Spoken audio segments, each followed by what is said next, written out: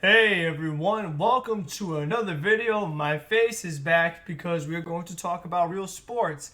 Lately we've been doing gaming on the channel, having the MLB 20 The Show franchise mode going on because if sports were still on, I would be talking about these Met games that are supposed to be going on. But since they're not, we've had to do the virtual version, and something I brought up in yesterday's video was this potential idea of the MLB exploring the Arizona plan and the way how they could have some games still be able to play it and get the season started, but in Arizona, in an empty arena, without any fans. I mean, that's been one of the things they've been talking about. Potentially the Cactus League and Grapefruit League, where you have the Arizona teams and the Florida teams, and just be able to get baseball started and get everybody back into shape and get sports going again, which obviously we are all for, and we'll take what we can get at this point. It's like if it has to be in Arizona with no fans, then that's how it has to be, as long as we can get sports going in some capacity. But I said this in the video, and after the video, the more I thought about it, I have a lot of concerns about just how well this plan could actually go and can they pull it off, because to me there are some hurdles that need to overcome. So I mentioned this in yesterday's video, but there are 26 players on 30 teams. That equals 780. I had to use a calculator to figure that out because I don't know that, off the snap of a finger.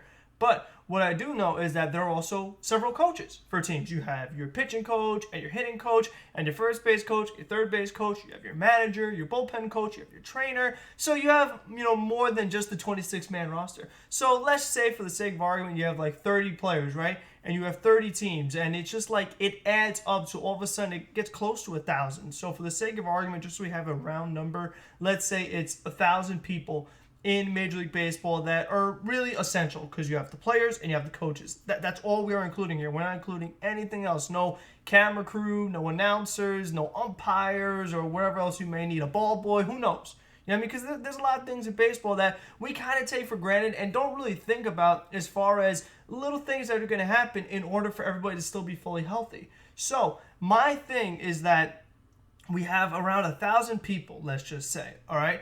Now, we are told social distancing. We are told no group gathering of more than 5 people, 6 feet away. There's a lot of different precautionary actions that we are trying to take to prevent the spread and save lives. When Michael Kaffor hit the big walk-off hit against the Washington Nationals and we went crazy and they ripped his shirt off and everyone's getting all over him and jumping on him and a whole big group of people extremely close together, you can't do that anymore. You know what I mean? Because it's like Conforto hits a game-winning hit in Arizona or Florida, wherever the Mets are going to end up playing, or whatever team, we're choosing the Mets as an example, and it's like you're not going to be able to do that anymore. So that's an element of the game you are taking away. Are you still going to do cool pre-game or post-game handshakes? Is everyone going to give a slap a high five or a slap on the rear end for a good game? You're not really supposed to. You know what I mean? So the thing is that, you know what? They can do it if all these players are deemed healthy, but that raises another question for me. How do you know these players are healthy? Because let's just say that you're putting 15 of the teams in Florida and 15 of the teams in Arizona. So you have 500 and 500.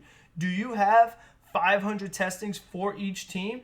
I don't know. And can you do that on a daily basis or pretty close to daily basis? Because you're going to have to do that. Let's talk about some of the things we heard in the ESPN article. Some of the ideas that baseball is pitching to the CDC and other health agencies as to why this plan could potentially work. Now, the big thing for me that I had been very concerned about is what were they going to do with the players and their living? Can their family members be with them? And how do we know that the family members are also healthy? How do we know that the family members are not essential workers going out into places?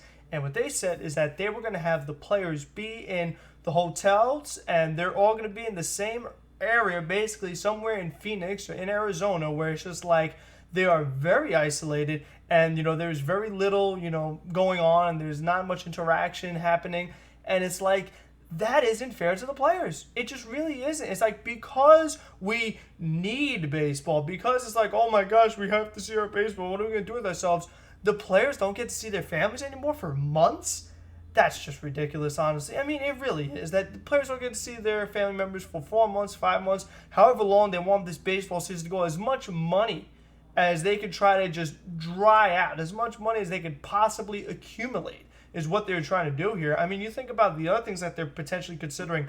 Double headers, 7 innings in Arizona in above 100-degree weather in July. You're going to play a doubleheader in the daytime? Get out of here, man. I mean, even Chase Field is indoors. The team that plays Arizona wouldn't do anything crazy like that. I mean, they are being so inconsiderate to the players right now. You don't see your families. You play in this ridiculous weather, doubleheaders. Put yourself at jeopardy. You can't even cut the season in half.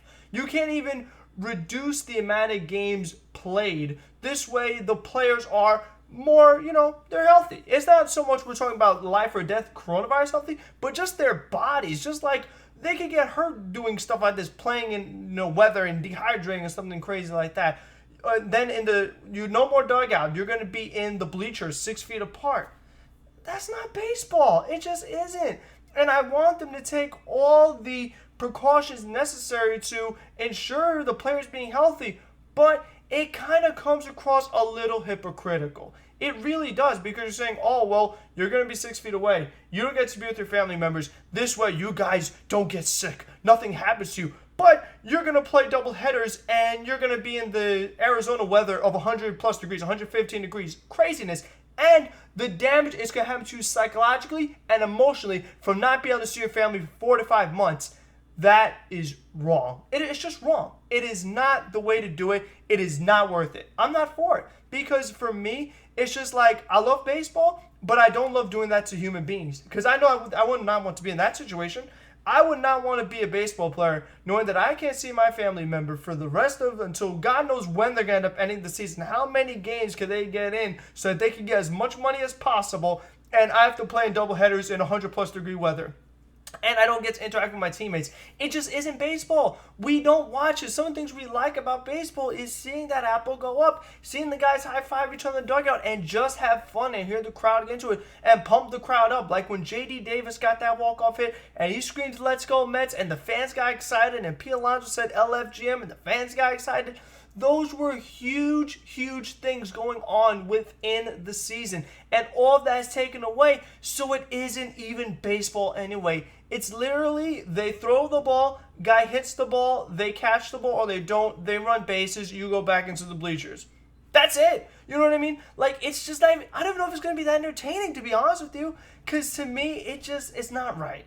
I think that these guys need their families, because if not, that's kind of unfair to them. I feel bad for any of these players. Whatever player you want to throw around me, Elvis Andrews, or, you could just name any player. I'm thinking of Eric Sogard, who's a very tough out in the MLB The Show series, or Trey Turner, who gives me a tough time. But any of these players, you know what I mean? Anthony Rendon, like, they should be with their families. You know what I mean?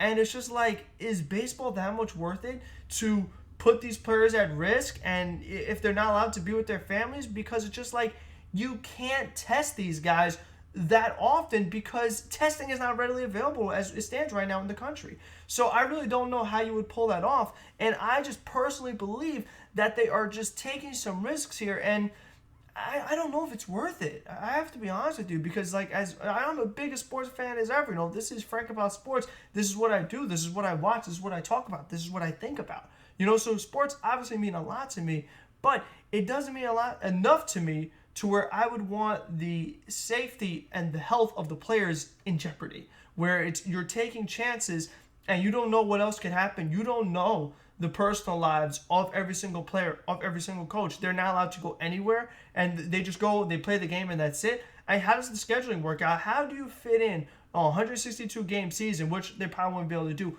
of 30 teams, and you only have so many facilities to work with? I just think that it's so risky, because, again, it's just like, here's another thing. Pitcher has the ball, right? Before that pitcher gets the ball, the umpire takes out of his little pocket, that little sack he has on the side that carries all the baseballs. He gives it to the catcher. Ball's now in the catcher's hand. Throws it to the pitcher. Now in the pitcher's hand. Pitcher throws ball, hitter hits it. Now it's in the outfield. Outfielder catches the ball. He touches the ball, throws it into the infield. Now the infielders touch the ball. So think of all the germs that have been on that one baseball. So again, we're relying that the umpire is fully healthy, the catcher, the pitcher, the outfielder, and the infielder. That all of them are tested, that all of them are completely healthy, and there is nothing to worry about. What about the minor league players? Because let's just say we're playing a game and all of a sudden, oh no, a San Diego's Padre player got hurt diving for a ball in the infield, okay? So now he's hurt, he messed up his knee, and now we need to call somebody up. Well, how is that player in game shape? Where are they? Have they been fully isolated? Do we have to test them now? All the players that have to be called up? Because think about it, there's not just, the number I said of players involved, the 26 players. It's a lot more than that. It's almost like double with all the injuries that happen and players that, they get suspended. And it's just like there's so much stuff that goes on that you have a lot of other players call up and get playing time, or they struggle and prove that they're not really worth it to teams. Like, we need to get this guy over and get one of our young players from our minor leagues to make the team better.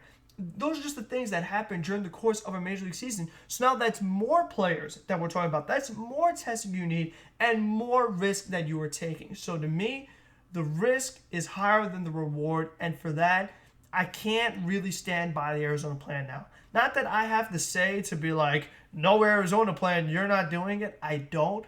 But I just think that we should really be considerate of the players here and the human beings involved, not just the entertainment subjects. But I hope you guys did like this video. If you did, leave a like, comment, what do you think about the Arizona plan? Am I crazy? What other potential moves could baseball make to make it more safe for these players? I'd really be curious to know what kind of things you guys could brainstorm, and we could talk about it. That would definitely be good stuff for all of us. But subscribe to keep up with everything else going on the channel. Got another Mets franchise mode coming later today. But until then, be safe, be smart, be healthy, and see you in the next one.